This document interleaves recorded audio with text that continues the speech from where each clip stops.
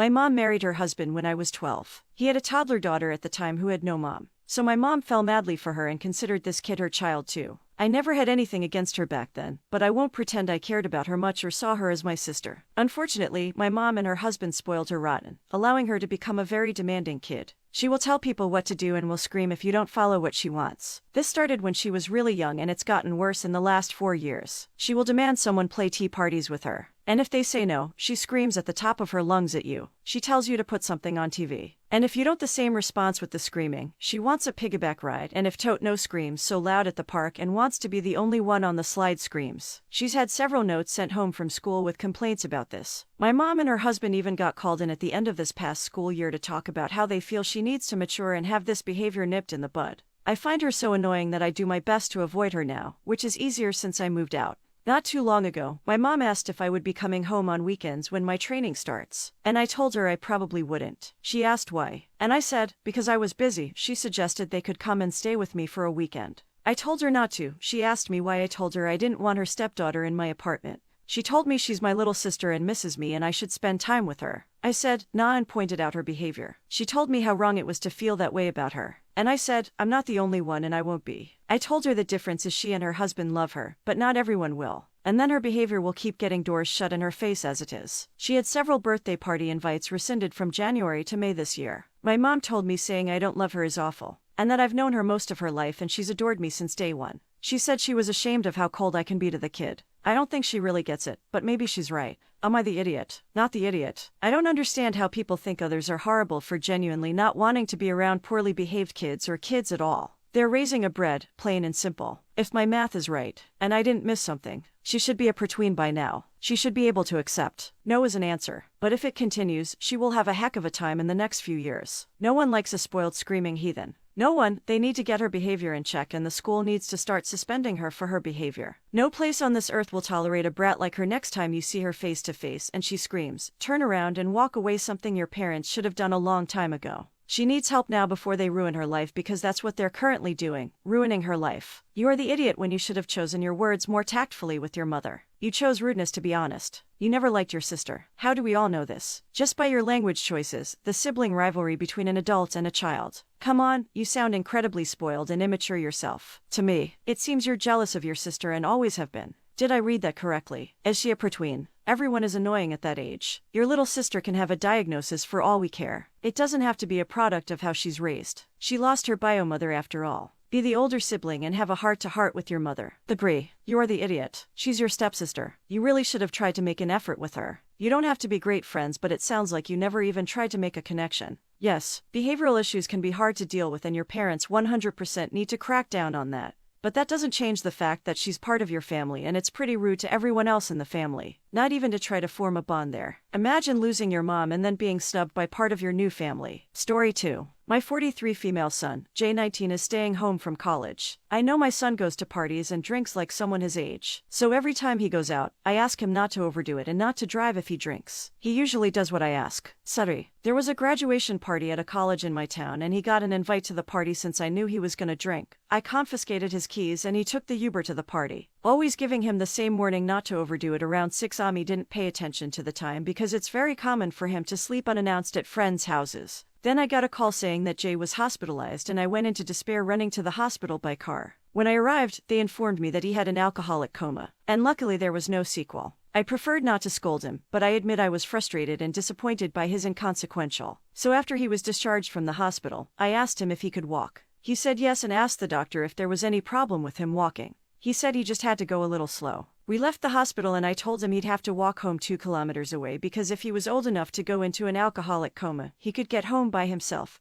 And I left him there. It wasn't dark, but I could hear him complaining and saying it was unfair. He arrived 40 minutes later complaining to the walls about how cruel I was making him walk after he was in the hospital, and that he couldn't ask for an Uber because he had lost his cell phone. He was with his friend, my husband, not his father. The father agrees with me, said that I was pretty hard on him and that maybe it wasn't the best way to deal with it. Am I the idiot? My son is fully capable of walking 2 kilometers. He has already walked 6 kilometers to kiss a girl. You are the idiot. I totally understand your frustration, but not the appropriate time to respond with that punishment. Do you think that'll really deter him from repeating excessive drinking? Maybe have an adult conversation and express your concerns and consequences. Next time he gets out of hand, the possibilities of injury. Walking home after hospitalization or there, act like a parent and parent accept that child is a 19-year-old adult. I wouldn't have made my 19-year-old walk home. They would be in the car with me. My boys would rather walk home than be in the car with me. The next day is a good time for that adult conversation. There's a time for making a point, but not when someone's recovering from one mistake. I doubt the doctor would have thought she meant to walk home. Plus, imagine if he passed out on the way and ended up hurt more. That punishment is too much. He was just discharged from the hospital and was told to take it slow. What part of you thought it was responsible for making your child walk 2 kilometers on his own after just coming out of a bloody coma? Holy heck, you are the idiot. My son is fully capable of walking 2 kilometers. He has already walked 6 to kiss a girl. I threw up a little when I read this. Why does it sound like sheer jealousy? And you've been holding on to that negative information for years until you could throw it back in his face. Maybe P is why the kid doesn't know how to have a healthier relationship with drinks. If that's the level of parental care he experiences. Excuse me, he's jealous. What? I don't think walking will kill him after poisoning some fresh air. Sounds good also. It's not that far. He's a big boy, actions have consequences. This is an annoying consequence, but I don't think a dangerous or unreasonable one. Story 3. I know this sounds bad, but hear me out please. I'm 24 female, 4 months pregnant. My husband, 29 male, and I are very excited, and we can't wait to be parents. However, we decided not to tell people till the week after the party. My in-laws own a winery and it's beautiful. It's where my sister-in-law, let's call her, Taylor, got engaged and where the engagement party was. I'm known for loving wine. I'm not an alcoholic, but I like a glass of wine while out, but with a glass of water for the rest of the outing. So at the engagement party, I was drinking water and talking to my in-laws. When Taylor offered me a glass of wine, I told her that I didn't feel like drinking. She kept offering me and I kept refusing. I made up so many excuses till she asked if I was pregnant as a joke. I nervously smiled and tried to walk away. She screamed that I ruined her engagement party by telling her that I was pregnant. Now, my husband and I are not invited to her wedding. But am I the idiot? Not the idiot, but we seriously need to normalize women not being able to drink. I'm in the getting children age and I always have to have the proof. I'm not pregnant, drink. I'm just a little overweight and don't like drinking. Please let me be. Yes, I'm 24. And anytime I feel sick to my stomach, I get a million.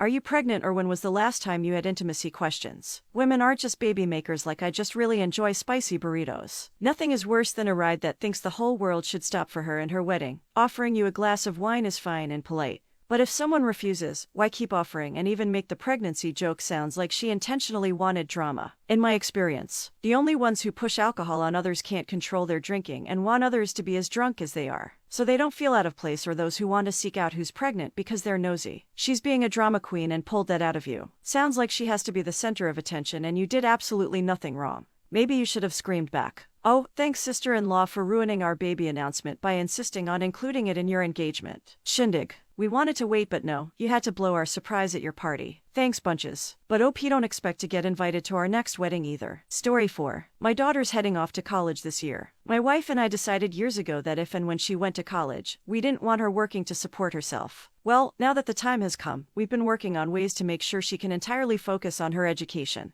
My wife and I budgeted out a monthly allowance for her and her tuition payments. A big part of this is that I want to teach her to budget money and figure out how to handle her own purchasing, as she was still going to live at home while she went to school. And it was made clear she could still eat with us and use some of our stuff. We expected her to start buying her necessities and prepare and cook her food. We also cut back on our grocery bill to an appropriate amount to cover me, my wife, and our other child. We decided this would take effect in June and made sure for months that she'd be ready for it. We taught her how to balance a checkbook, income versus expenses, the basis of cooking, etc. To say the first month was a disaster is an understatement. Within only 11 days, she had blown through her entire monthly allowance. This was not an insignificant amount either. We gave her $1,000 and she blew through it in 11 days. She doesn't pay any rent, utilities, health insurance, etc. She had no clue how she blew through that much money, but I figured it out incredibly quickly. She spent $500 alone eating out, $300 at Walmart on who knows what, and the rest on gas somehow again, in a car she doesn't pay for. She then asked if it would be possible to increase the amount of money she was being given.